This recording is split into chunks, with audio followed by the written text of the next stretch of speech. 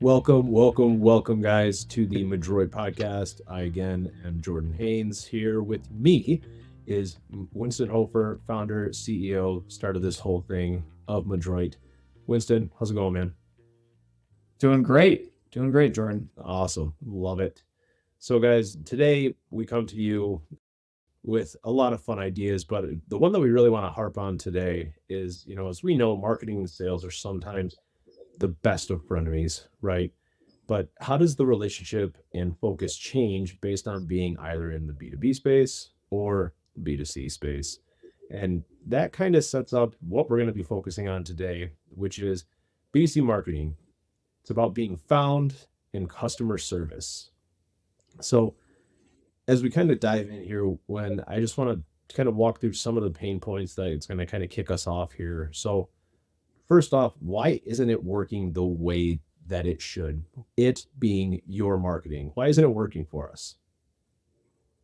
Yeah, I think that's everyone's question, their pain points, like what's working, why isn't it working the way it should or we initially thought of? And I don't know, I think marketing isn't focused on as much for smaller companies. They think if they build it, people will come, right? Like, Yeah. I don't know, there's just a lot of horror stories around that mindset alone, right? Like small businesses, you can start easier than a big corporation, right? But like small company, they may build it, they might start networking and get some clients or customers in, right? But then they don't worry about marketing. They get busy and then they definitely don't think about the marketing or let it sit to the side. And then they get a little less busy and they go, what's going on? Why isn't marketing working or whatever? And then it's just a cycle, right? Because then they start to get busy and they ignore the marketing or anything like that. Yeah. And that cycle is just, I don't know, it happens so frequently. Yeah, we see it all the time, right? Like in the space that we're in, where smaller companies, oh my gosh, there's so much work coming in. Like we don't need marketing. Well, what do you do when the well starts to run a little bit dry? That's when your marketing does a lot of that work on the forefront. When times are busy already, then when times are kind of slowing down, you've already got people that are out of that consideration phase, which I'm kind of leaking a little bit of info that we're going to give out later. But when we talk about like some of like the larger companies, right?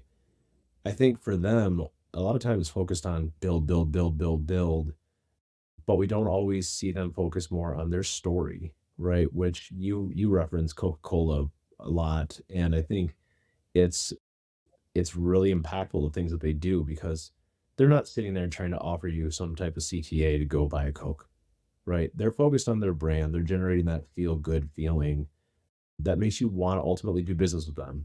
We see it a lot with other brands as well throughout the US, especially where we look at they're selling who they are as a company, the good work that they're doing in their communities, the things that they're doing that are impactful for whatever their cause might be, which makes me as consumer A feel like, man, I'd love to buy from them. I'd love to be a part of that because that's what that symbolizes, right? The choices that you make with what you're buying, you're representing that brand, right? And what your beliefs are in that brand too, you know?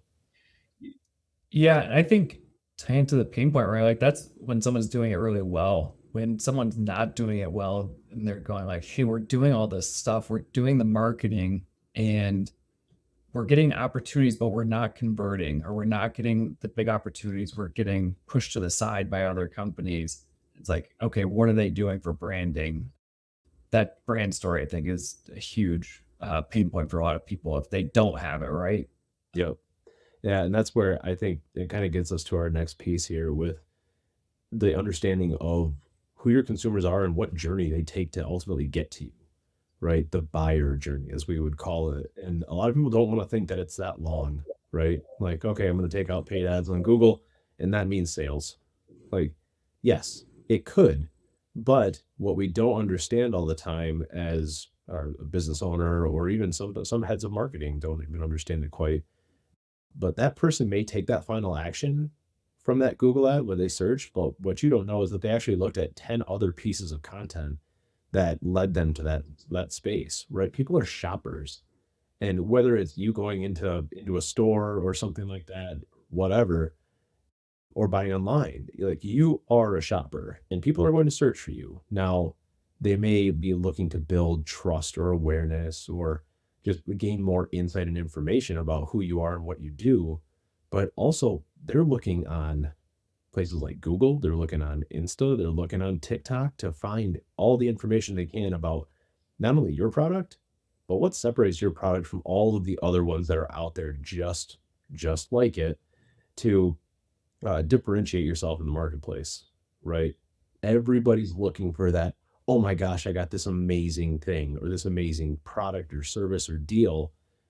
And what are you going to do to set yourself apart in that space? That's where kind of the full scope and the omni-channel marketing approach is really valuable for people, I feel like. Yeah, agreed. I think it's interesting, like for those who have built the story up and have created the awareness around them, whether it's like educational information, those touch points before someone's ever really in the buying phase, they're building awareness, which is great. Ultimately, someone's going to have an issue and Google their problem. More often than not, they're going to Google their problem. They're not going to Google you. But when you've built that awareness and you've had those touch points and they Google their problem and your business shows up, it's like a light bulb moment where they see you and they go, oh my gosh, I had the answer right under my nose the whole time, way more likely to buy from you. So it's all that work ahead of time that I think B2C businesses, they really need to evaluate and understand. Yeah, I'll just share a quick story with this just as a little bit of an example where some companies like to dive into data and analytics and some really don't care about it as much. Maybe they don't understand it or don't see the value. But a story that I got from a friend where there was a specific company that was working very, very hard at their social media presence and really wanted to develop that out. And what they ended up doing was they were going to offer this product and this service and this product and this service, but everything was tied to some sort of call to action to buy, right? Buy now, buy now, buy now, because they wanted more leads. Well, Google was bringing in leads, social was bringing in leads, but there was never anything to tie back to what makes you guys special? What makes you different than the competitor down the road? Why would I drive an extra 20 minutes to get my service done here or buy a product from you when they're right next door? So about 6 months ago, there's a huge shift to what they were doing, and they started doing more branding. And all of a sudden, you see this video focusing on people that have been with that company for a long time, and some like the offerings that they have and the things that they're doing in their communities, and it's so much more impactful for people in those communities to see what they're doing, or even on a grander scale, for them to feel like, man, you're really involved and you really care about the people that are interacting with your company. And for them to get away from lead generation, lead generation, lead generation to focus more on like, yeah, this is who we are. We're really proud of it. And we hope that you are too. That takes some guts. And it's not an overnight switch. It has to kind of be layered in. And the way that they did it was really, really cool. But just kind of wanted to share that because everybody wants the leads here and now. But at the same time, they have to, your consumers actually have to want to do business with you. And that from that likability factor, if you want to call it, that's super valuable too. Couldn't agree more.